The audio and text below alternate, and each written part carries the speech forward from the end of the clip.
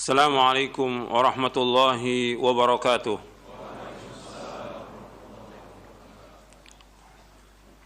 إن الحمد لله نحمده ونستعينه ونستغفره ونعوذ بالله من شرور أنفسنا ومن سيئات أعمالنا من يهده الله فلا مضل له ومن يضلل فلا هادي له أشهد أن لا إله إلا الله وحده لا شريك له وأشهد أن محمدًا عبده ورسوله يا أيها الذين آمنوا اتقوا الله حق تقاته ولا تموتن إلا وأنتم مسلمون يا أيها الناس اتقوا ربكم الذي خلقكم من نفس واحدة وخلق منها زوجها وبث منهما رجالا كثيرا ونساء واتقوا الله الذي تساءلون به والأرحام إن الله كان عليكم رقيبا يا أيها الذين آمنوا اتقوا الله وقولوا قولا سديدا يصلح لكم أعمالكم ويغفر لكم ذنوبكم ومن يطع الله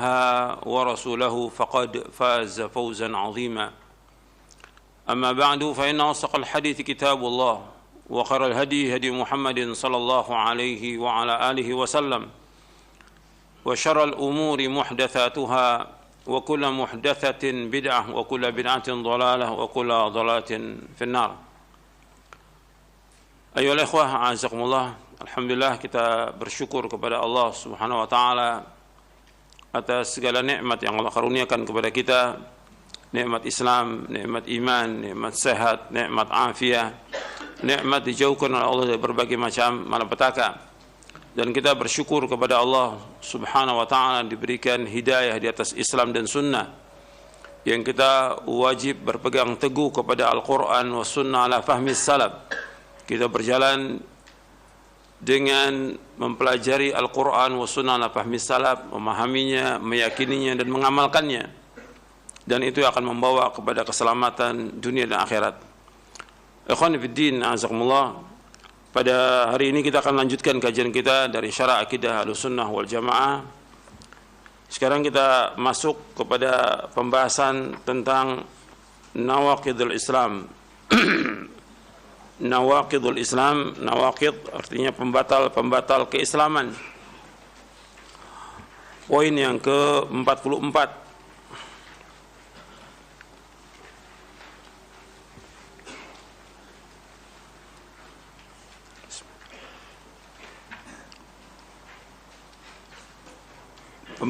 Pembatal keislaman.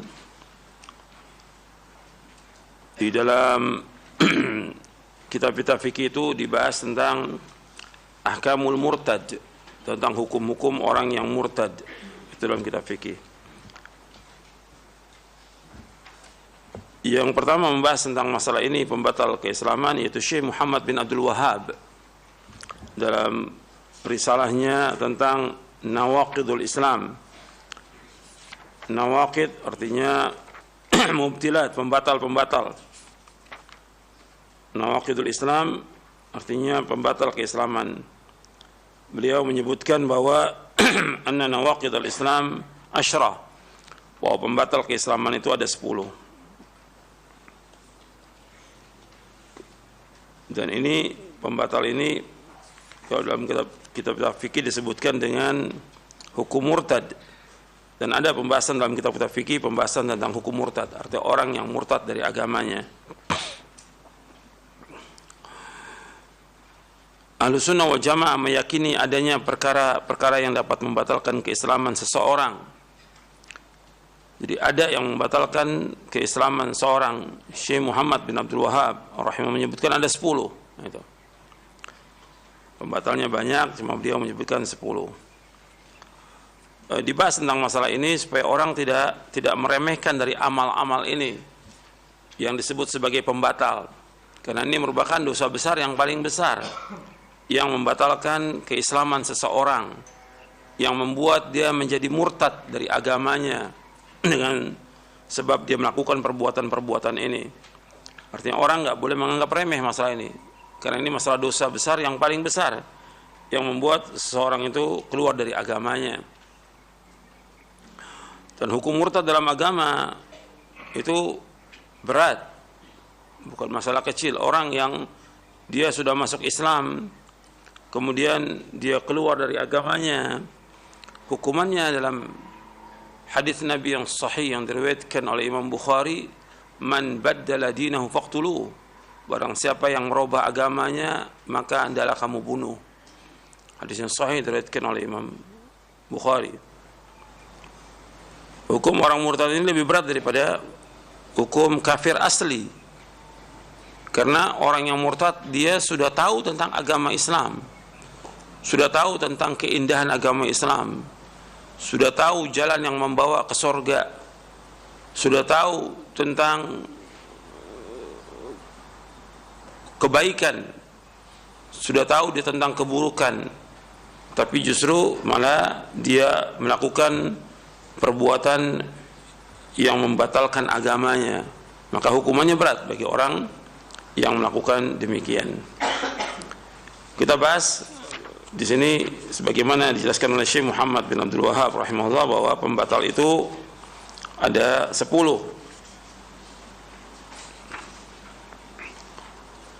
Kita bahas yang pertama di sini. Yang pertama yaitu berbuat syirik kepada Allah Subhanahu wa taala, menyekutukan Allah Subhanahu wa taala. Jadi Syekh Muhammad bin Abdul Wahhab menyebutkan i'lam anna nawaqid al-Islam asyratun nawaqid. Ketahuilah bahwasanya pembatal Islam itu ada 10. Kemudian yang pertama beliau sebutkan yaitu asyirku fi ibadatillahi ta'ala, yaitu syirik dalam beribadah kepada Allah Subhanahu wa ta'ala. Syirik ini merupakan dosa besar yang paling besar. Syirik yaitu menjadikan sesuatu sebagai sekutu bagi Allah, atau menjadikan sesuatu tersebut sebagai perantara antara dirinya dengan Allah. Misalnya berdoa, memohon syafaat, bertawakal, beristighatsah, bernazar, menyembelih. Beristighatsah itu minta berdoa di saat mengalami kesulitan, itu istighatsah. Bernazar, menyembelih ditujukan kepada selain Allah, seperti menyembelih untuk jin atau untuk penghuni kubur, dengan keyakinan bahwa para sembahan selain Allah itu dapat menolak adanya bahaya, dapat menolak bahaya atau dapat mendatangkan manfaat. Allah Subhanahu wa ta'ala berfirman, innallaha la yaghfiru an yushraka bihi wa yaghfiru ma duna dzalika liman yasha wa man yusyrik billahi faqad iftara itsman 'azima. Sesungguhnya Allah tidak mengampuni dosa yang berbuat syirik, dan Allah mengampuni dosa selain bagi siapa yang Allah kehendaki. Barang siapa yang berbuat syirik maka dia telah berbuat dosa yang paling besar.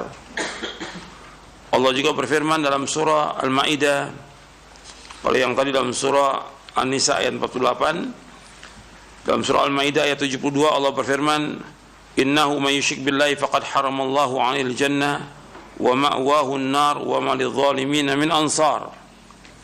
Sesungguhnya barang siapa mempersekutukan sesuatu dengan Allah, maka sungguh Allah mengharamkan surga baginya, dan tempatnya adalah neraka, dan tidak ada seorang penolong pun bagi orang-orang yang zalim. Allah menyebutkan dalam ayat ini orang yang berbuat syirik diharamkan baginya masuk surga.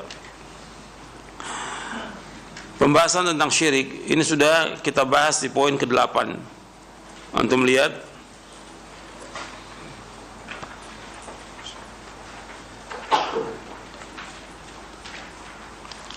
supaya lebih jelas pembahasan tentang masalah ini, lihat tentang syirik dan macam-macamnya di poin yang ke-8.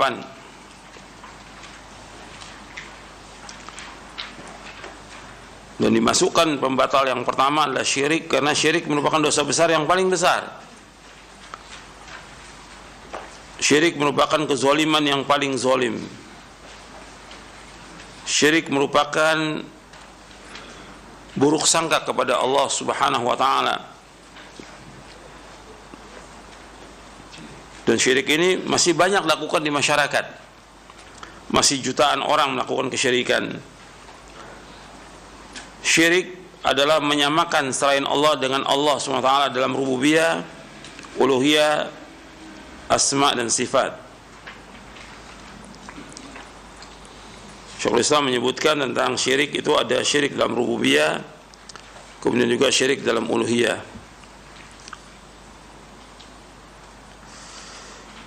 Kemudian di sini disebutkan umum yang dilakukan manusia adalah menyekutukan Allah dalam uluhiyah Allah, yaitu dalam hal-hal yang merupakan kekhususan bagi Allah, seperti berdoa kepada selain Allah, di samping dia berdoa kepada Allah, atau memalingkan suatu bentuk ibadah seperti menyembelih yang mestinya karena Allah, tapi dia menyembelih untuk orang yang mati, atau menyembelih untuk jin, atau dia bernazar, berdoa dan sebagainya kepada selain Allah. Karena itu barang siapa yang menyembah dan berdoa kepada selain Allah, berarti ia meletakkan ibadah tidak pada tempatnya dan memberikannya kepada yang tidak berhak, dan itu merupakan kezaliman yang paling besar. Maka Allah menyebutkan dalam surah Luqman, inna syirka la zulmun azim, sesungguhnya syirik merupakan kezaliman yang paling besar.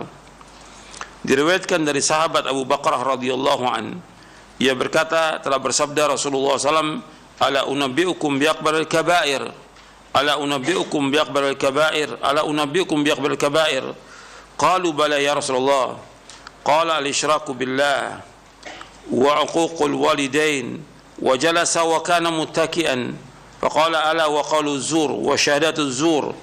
Qala fama zala yukarriruha hatta qulna laitahu sakat. Kata Nabi SAW, maukah aku beritahukan kepada kalian tentang dosa-dosa besar yang paling besar? Beliau mengulanginya 3 kali. Mereka, para sahabat menjawab, tentu saja ya Rasulullah. Beliau bersabda, yang pertama yaitu syirik kepada Allah. Dosa besar yang paling besar, yang pertama syirik kepada Allah, menyekutukan Allah.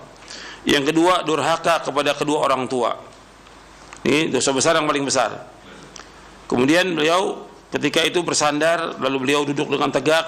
Beliau bersabda, ingatlah yang ketiga, berkata dusta, menjadi saksi palsu. Dan beliau terus mengulanginya hingga kami berharap beliau diam. Hadis ini sahih, diriwayatkan Imam Bukhari, Muslim dan yang lainnya.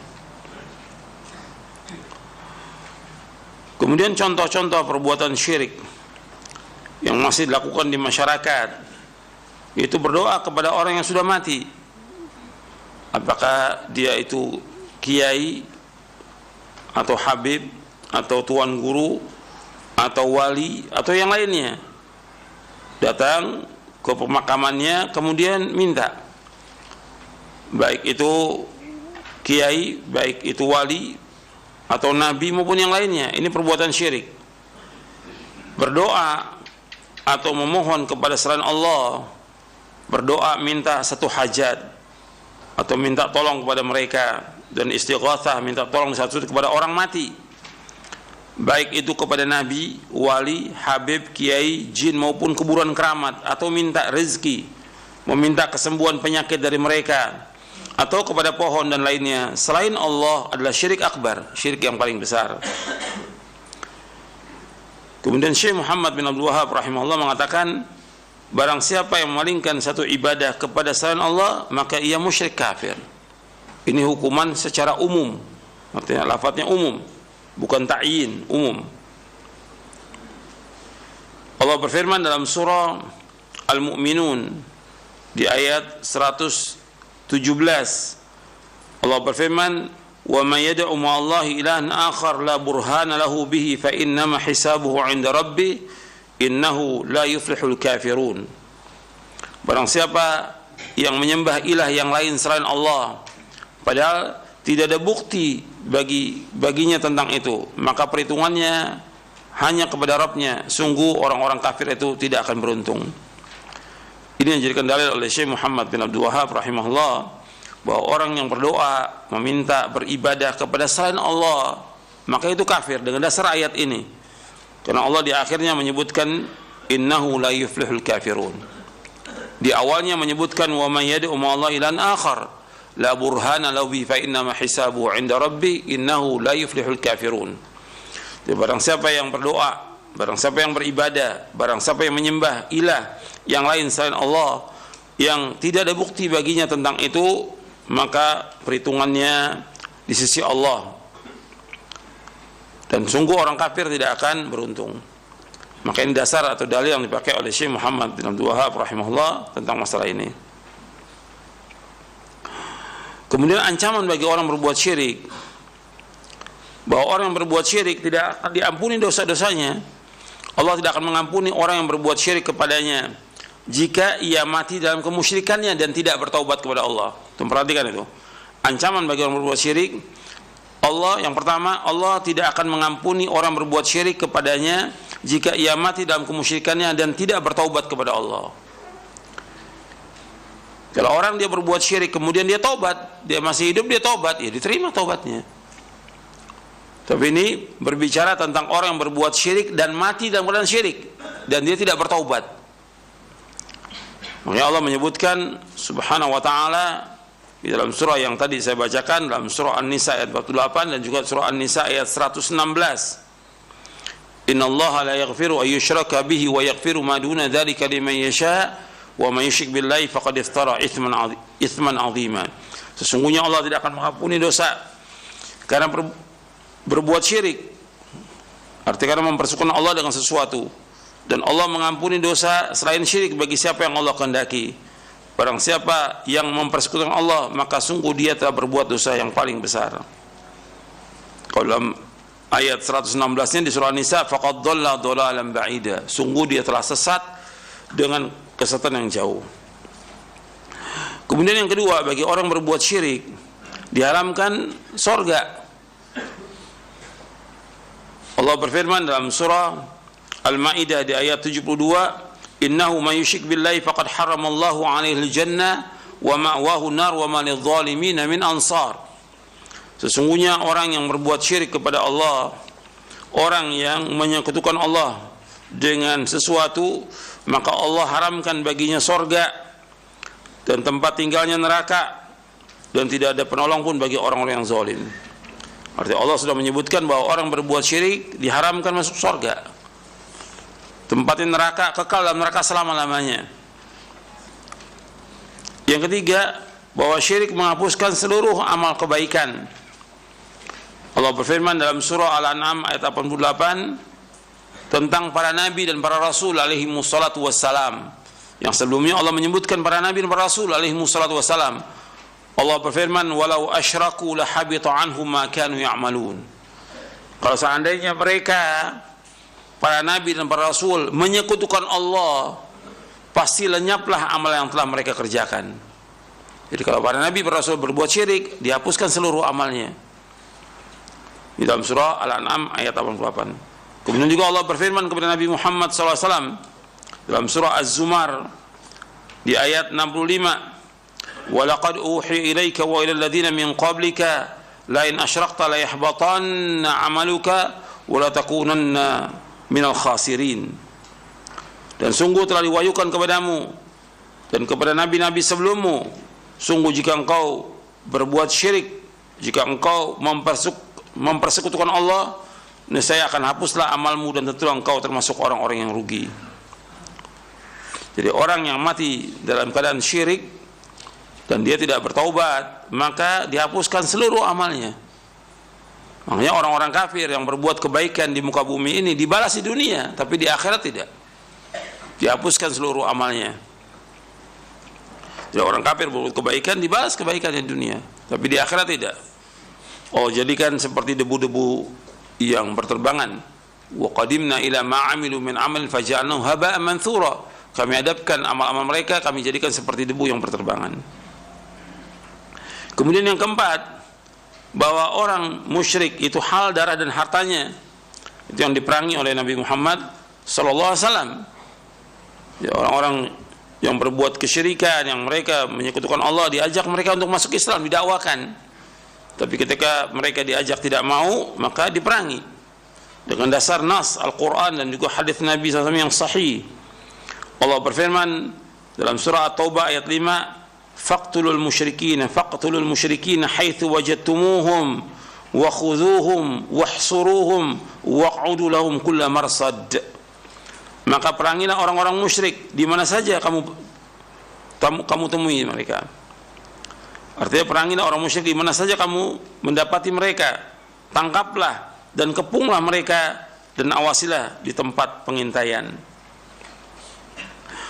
Dalam surah At-Taubah ayat 5, Rasulullah SAW juga bersabda, umirtu an uqatilan nasa hatta yashhadu an la ilaha illallah wa anna Muhammadar Rasulullah wa yuqimu shalah wa yu'tu zakah fa idza fa'alu dzalika 'asamu minni dima'ahum wa amwalahum illa bihaqqil Islam wa hisabuhum 'ala Allah taala.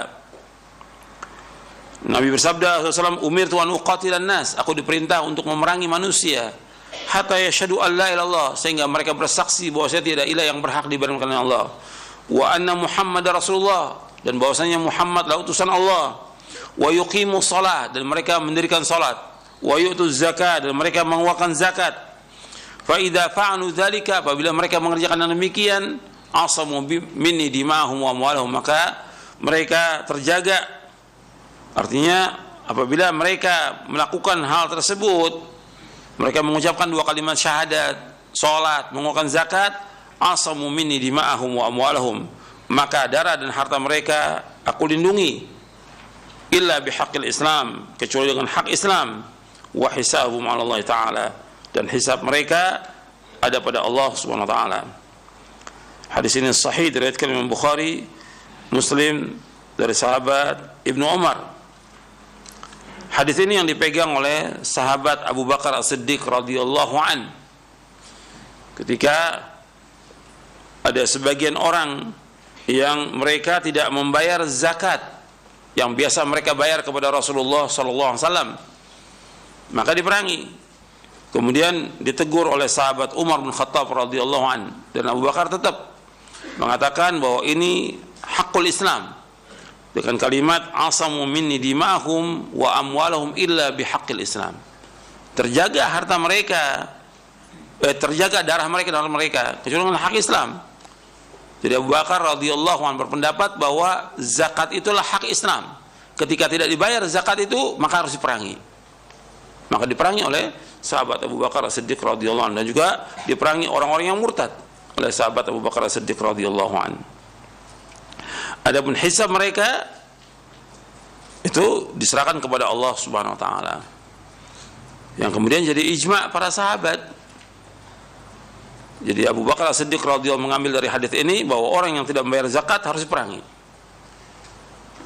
Dan kemudian Umar menyetujui dan para sahabat menyetujui, dan diperangi mereka sampai mereka mengeluarkan zakat.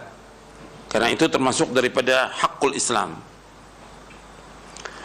Syirik adalah dosa besar yang paling besar, kezaliman yang paling zalim, dan kemungkaran yang paling mungkar. Dan syirik ini dibagi oleh para ulama menjadi 2. Ada syirkun akbar, ada syirkun asghar. Dan syirik akbar ini ada beberapa macam.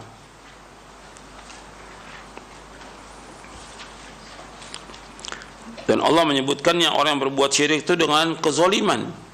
Inna syirka la dzulmun azim.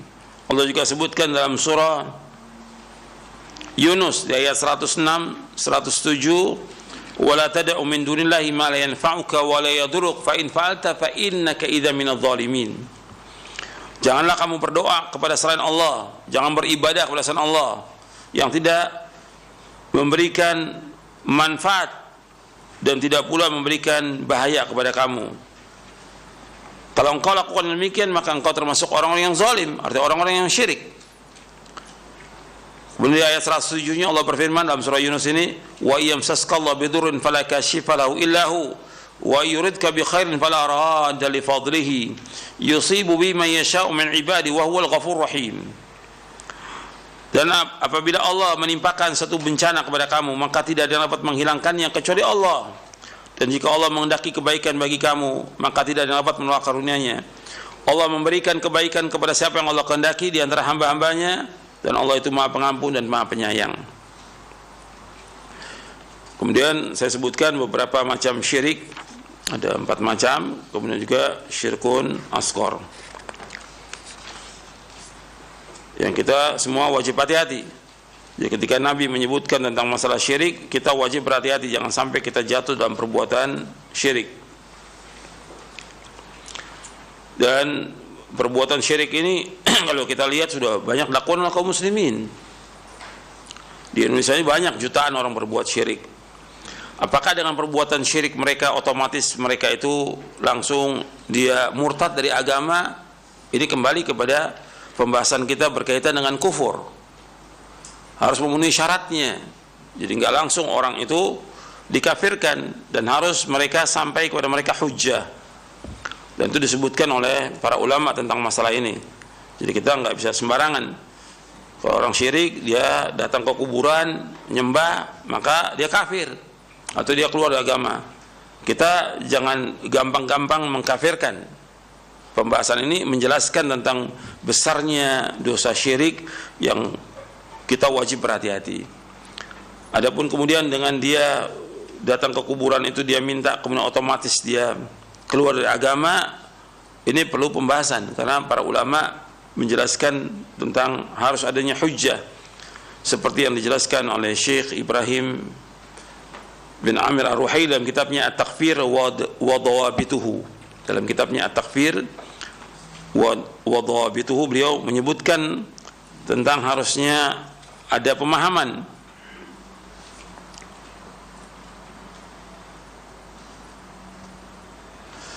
Beliau juga membawakan penjelasan dari para ulama ahlu sunnah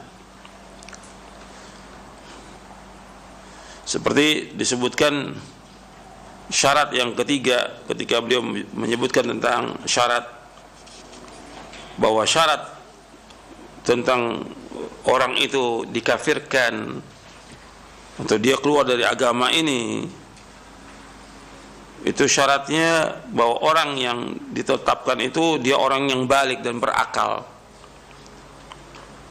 Kemudian yang kedua, dia melakukannya dengan sengaja.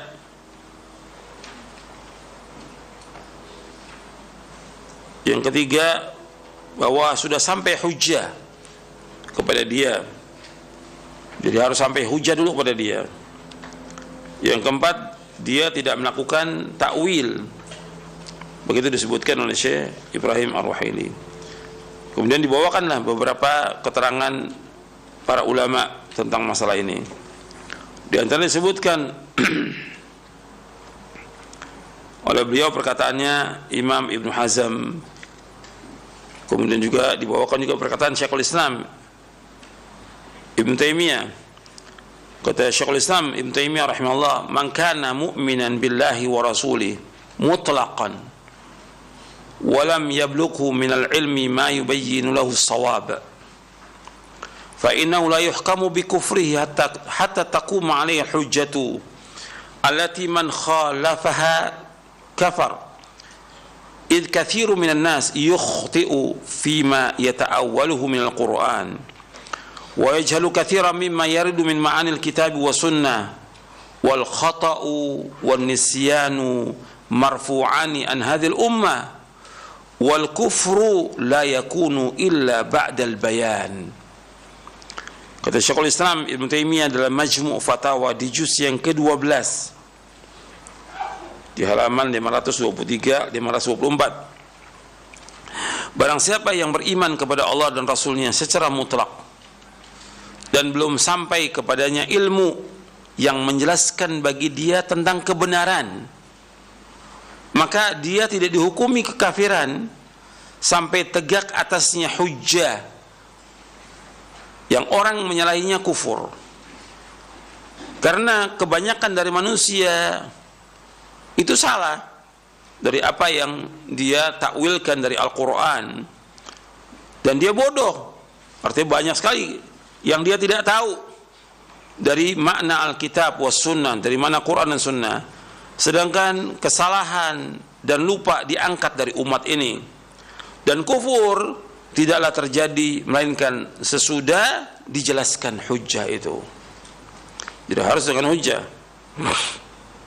Begitu juga Al-Imam Ibn Qayyim di dalam kitabnya Tariqul Hijratain, Imam Ibn Qayyim rahimahullah berkata, dari kalau tadi perkataan Syekhul Islam Ibn Taimiyah rahimahullah dalam Majmu' Fatawa di juz ke-12, kemudian perkataan Ibnu Qayyim rahimahullah, beliau berkata, "Innallaha subhanahu wa ta'ala la yu'adzibu ahadan illa ba'da qiyamil hujjati. Kama qala ta'ala, وما كنا معذبين حتى نبعث رسولا وقال تعالى رسلا مبشرين ومنذرين لئلا يكون للناس على الله حجة بعد الرسل وهذا كثير في القرآن يخبر أنه إنما يعذب من جاءه الرسول وقامت عليه الحجة وهو المذنب الذي يعترف بذنبه. Kata beliau, kata Ibnu Qayyim rahimahullah, sesungguhnya Allah Ta'ala tidak mengadab seorang pun melainkan sesudah tegaknya hujjah. Sebagaimana Allah berfirman dalam surah Al-Isra di ayat 15, "Wa ma kunna mu'adzibina hatta nab'atha rasula." Dan kami tidak akan mengadab melainkan sesudah kami mengutus seorang rasul. Allah juga berfirman dalam surah An-Nisa di ayat 165, "Rusulan mubasysyirin wa mundhirin li'alla yakuna lin-nasi 'ala Allahi hujjatun ba'da rusul." Rasul-rasul yang memberikan kabar gembira dan mengancam supaya tidak ada lagi alasan bagi manusia kepada Allah sesudah diutusnya para rasul. Dan ini banyak dalam Al-Quran.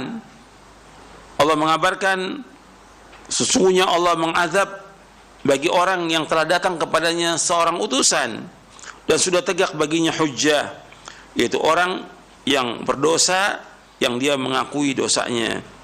Ini dalam kitabnya Thariqul Hijratain.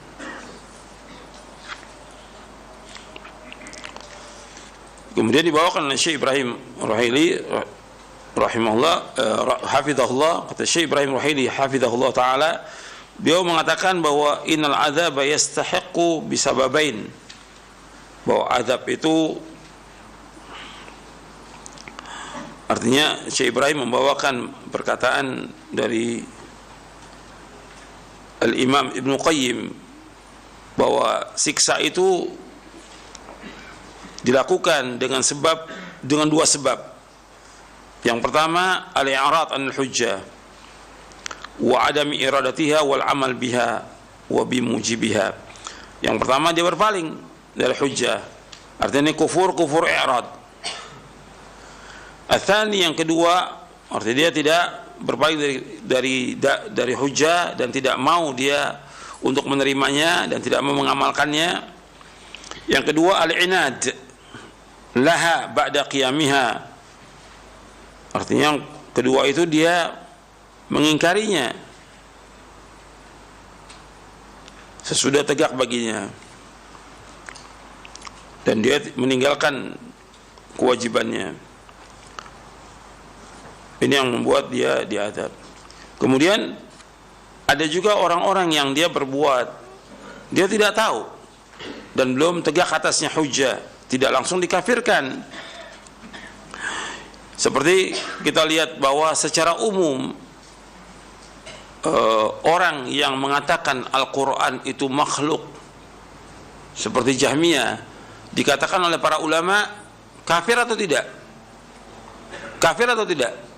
Kafir. Para ulama mengatakan al-Jahmiyah itu kufar, Jahmiyah itu kafir. Tapi orang tertentu enggak dikafirkan, gitu. Ya, secara umum dikafirkan mereka.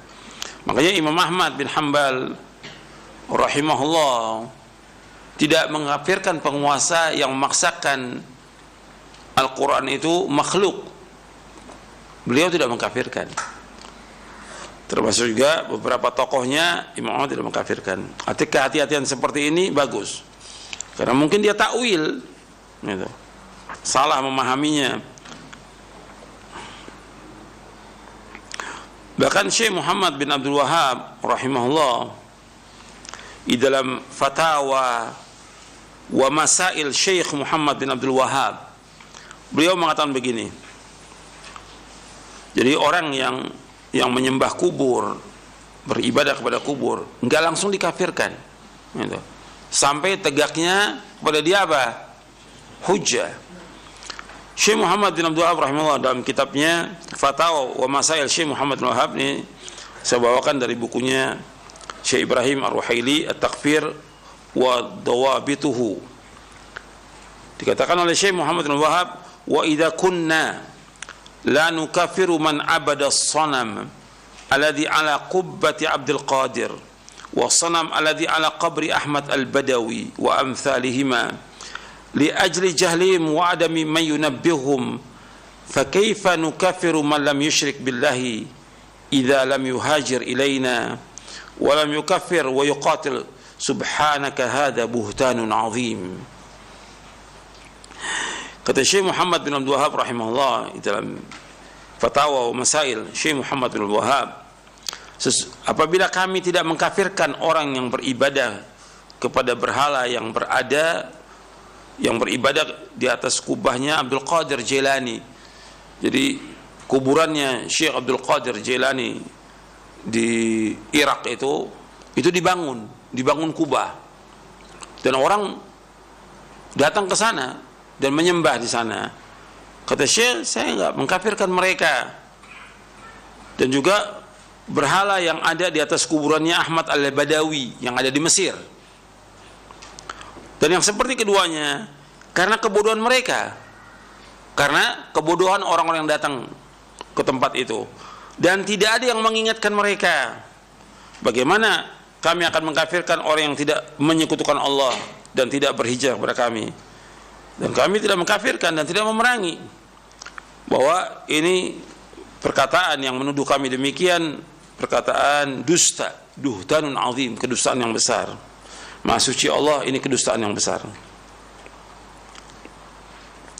Jadi ini penjelasan dari para ulama. Ada lagi juga penjelasan dari Ibnu Hazm dan yang lainnya tentang masalah ini.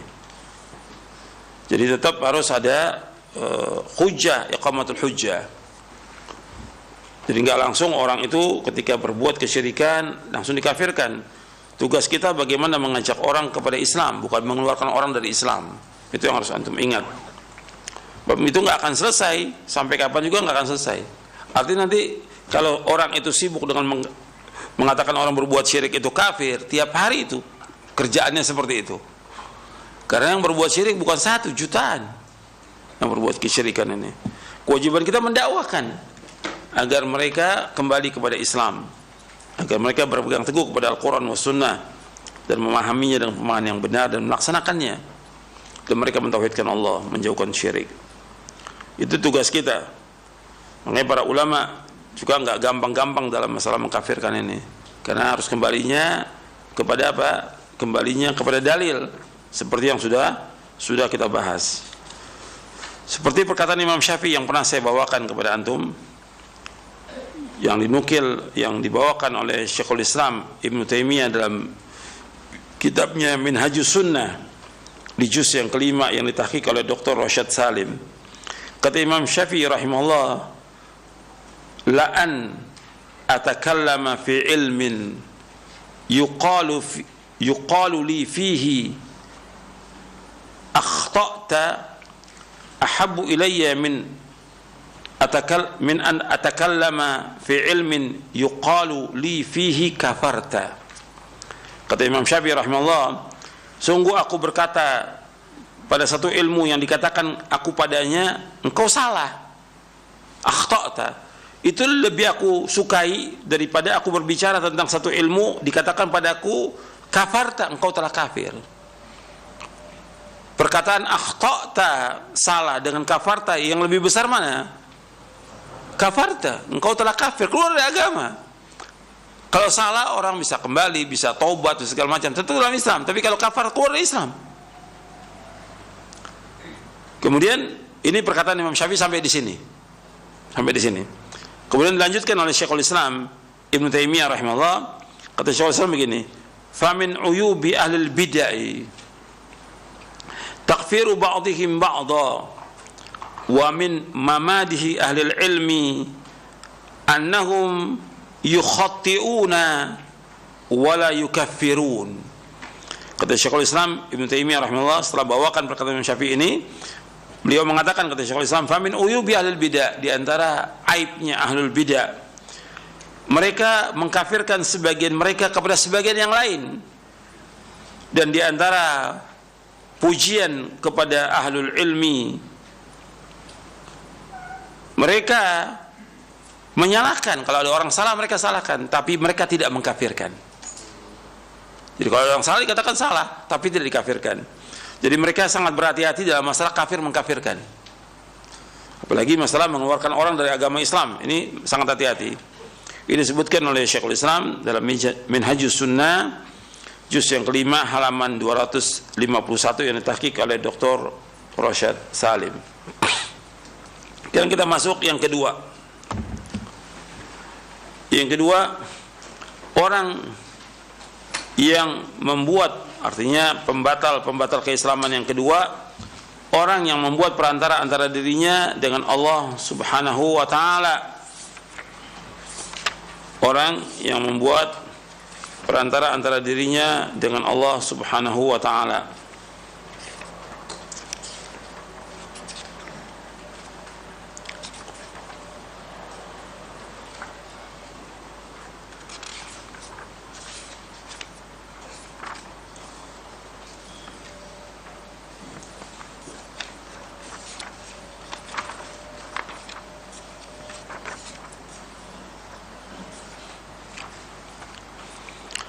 Jadi orang yang membuat perantara antara dirinya dengan Allah, yaitu dengan berdoa, memohon syafaat, serta bertawakal kepada mereka, perbuatan tersebut termasuk amalan kekufuran menurut ijma' kesepakatan para ulama. Allah berfirman di dalam surah Al-Isra di ayat 56-57, qul ud'u alladhina za'amtum min dunihi fala yamlikuna kashfa ad-durri ankum wala tahwila. Ulaika alladziina yad'uuna yabtaghuuna ila rabbihimul wasilata ayyuhum aqrab wa yarjuna rahmatahu wa yakhafuna 'adzaba inna 'adzaba rabbika kana mahdhura. Katakanlah Muhammad, panggillah mereka yang kamu anggap Tuhan selain Allah. Mereka tidak kuasa untuk menghilangkan bahaya darimu dan tidak pula mampu mengubahnya. Orang-orang yang mereka seru itu, mereka sendiri mencari jalan kepada Rabb-nya. Siapa di antara mereka yang lebih dekat kepada Allah? Mereka mengharapkan rahmatnya dan takut kepada azabnya. Sungguh azab Allah itu sesuatu yang harus takuti.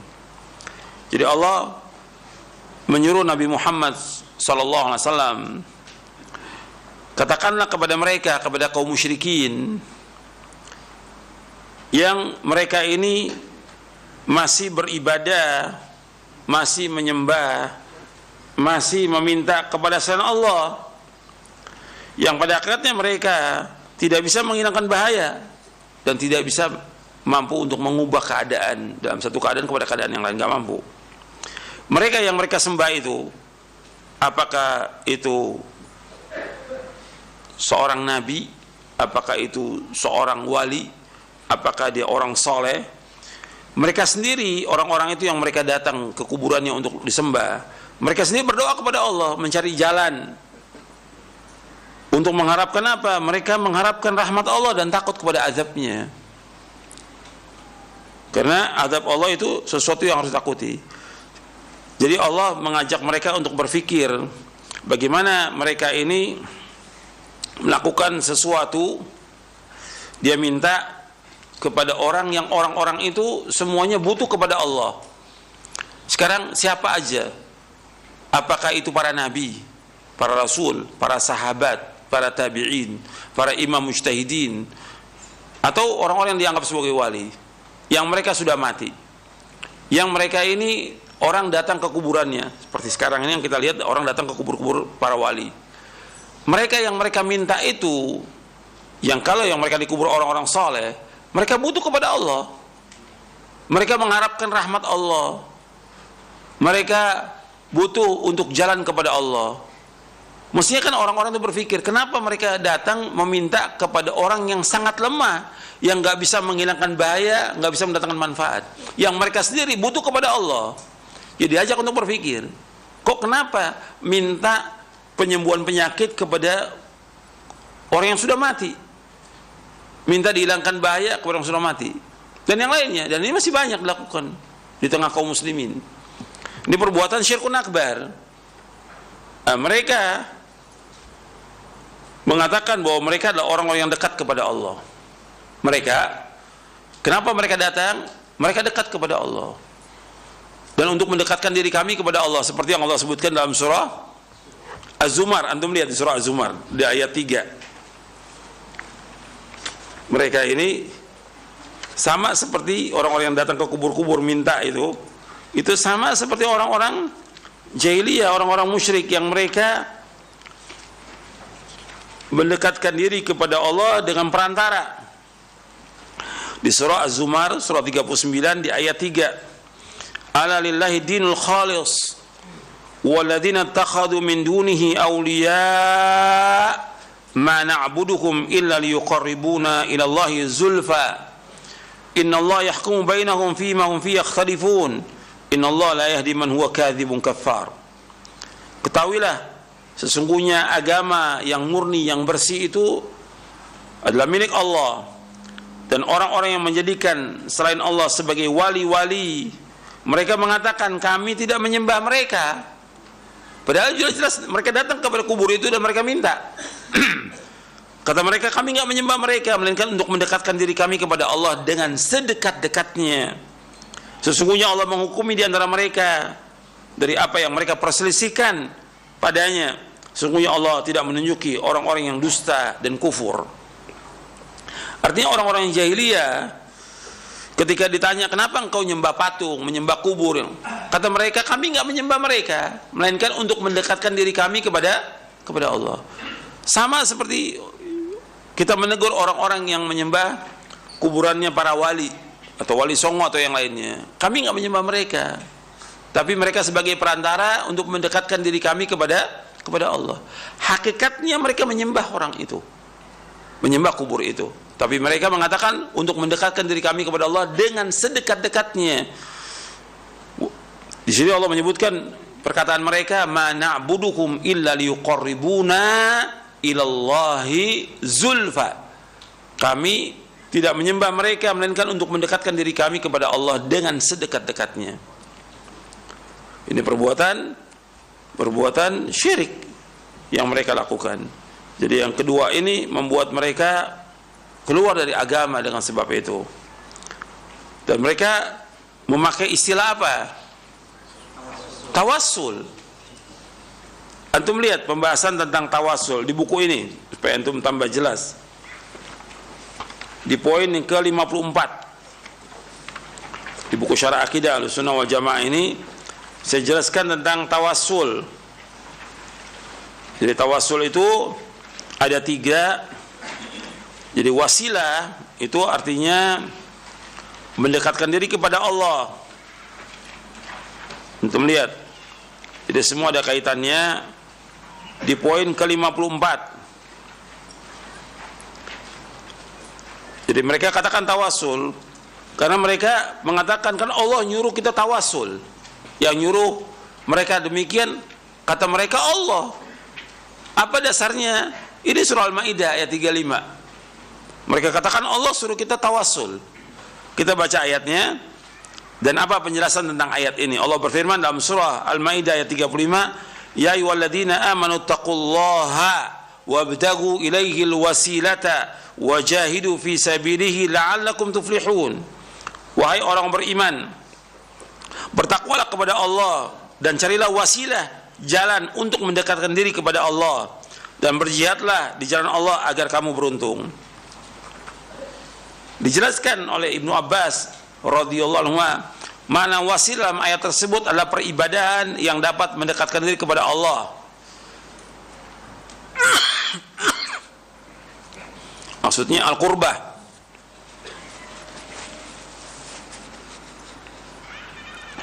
Begitu juga diriwayatkan oleh Imam Mujahid, Abu Wa'il, Al-Hasan, Abdullah bin Kathir As-Sud, kemudian As-Suddi, Ibnu Zaid dan yang lainnya. Qatadah berkata tentang mana ayat tersebut, makna di sini wabtagu ilaihil wasilah. Kalimat wasilah apa maknanya? Dijelaskan oleh Imam Qatadah rahimahullah, kata beliau, taqarrabu ilai bi ta'ati wal amal bima yurdi. Dan dikatakan dengan tawassul atau wasilah itu artinya mendekatkan diri kepada Allah dengan mentaatinya dan mengerjakan amal yang diridhoinya. Ini bisa dilihat dalam tafsir Ibnu Jarir At-Tabari dan juga dalam tafsir Ibnu Katsir dan yang lainnya. Artinya maksudnya tawassul di situ mendekatkan diri kepada Allah dengan taat kepada Allah dan beramal dengan apa yang Allah ridhoi, bukan mencari wasilah, mencari perantara, bukan. Bukan maksudnya wasilah perantara, bukan maksudnya di sini qurbah. Wasilah di sini maksudnya qurbah. Itu at-ta'ah, mendekatkan diri kepada Allah dengan ketaatan dan beramal menurut apa yang Allah ridhoi. Adapun tawassul, mendekatkan kepada Allah dengan cara tertentu, ada 3 macam. Ada yang masyru', yang disyariatkan, tawassul kepada Allah dengan asma dan sifatnya, dengan amal soleh yang dikerjakan atau oleh doa orang yang soleh masih hidup. Yang kedua, tawassul yang bid'ah. Itu tawassul dengan pribadi nabi atau pribadi orang soleh, atau dengan kedudukan mereka atau kehormatan mereka. Ini bid'ah. Tawassul yang syirik ini yang kita bahas di poin yang kedua ini, yaitu menjadikan orang yang sudah meninggal sebagai perantara dalam ibadah, termasuk berdoa kepada mereka, minta hajat kepada mereka, dan mohon pertolongan kepada mereka. Itu tawassul yang syirik. Di tawassul yang masyru' ada saya contohkan di sini. Kemudian tawassul yang bid'ah juga saya contohkan ada di sini. Kemudian tawassul yang syirik. Yang ketiga, tawassul yang syirik. Jadi minta kepada orang-orang yang sudah mati untuk mengabulkan doa mereka. Ini yang syirik. Jadi tawassul syirik menjadikan orang yang sudah mati sebagai perantara dalam ibadah, berdoa kepada mereka, minta hajat dan mohon pertolongan kepada mereka. Ini yang membuat mereka keluar dari agama Islam, karena mereka jelas-jelas menyembah orang itu dan meminta kepada orang itu, memohon kepada orang itu, dan mereka sebut namanya. Kan mereka ketika datang ke kuburan itu minta disebut namanya, seperti Badawi atau Abdul Qadir Jailani, atau datang ke kuburan Husain disebut tuh, sampai mereka, dan ini ma'ruf sudah di mana-mana, mereka menyebutkan madad ya Husain, tolonglah kami wahai Husain, dan itu diulang-ulang seperti yang dilakukan oleh orang-orang Syiah. Dan itu yang datang bukan 1 orang, jutaan. Mereka datang untuk minta kepada orang yang sudah mati. Dan kita di Indonesia juga banyak yang seperti itu, ke kubur-kubur wali atau tuan guru atau habib atau yang lainnya. Dan ini perlu kepada peringatan. Makanya kita harus terus mendakwakan dakwah tauhid. Gitu. Gak boleh berhenti dakwah tauhid. Siang dan malam harus jelaskan kepada mereka tentang tauhid dan bahayanya syirik. Yang mereka lakukan perbuatan kufur, perbuatan syirik yang besar. Dan ini karena kebodohan, ketidaktahuan mereka. Karena kebodohan. Dan mereka juga taklid kepada tokoh-tokoh mereka, taklid kepada bapak dan nenek moyang mereka, taklid kepada pembesar mereka, taklid kepada kiai mereka. Dan nanti mereka akan menyesal kalau mereka tidak menyadari itu, mereka akan menyesal pada hari kiamat. Tapi kewajiban kita menyampaikan supaya mereka sadar dan kembali kepada agama Islam ini. Ya, 2 poin dulu kita bahas supaya antum bisa paham masalah ini, karena masalah panjang ini, yang kita tetap wajib berhati-hati tentang masalah ini. Saya pikir cukup sampai di sini kajian kita, mudah-mudahan bermanfaat. Wassalamualaikum Muhammadin sallallahu alaihi wasallam, subhanakallahumma bihamdik, asyhadu an la ilaha illa anta astaghfiruka wa atubu ilaik. Wassalamualaikum warahmatullahi wabarakatuh.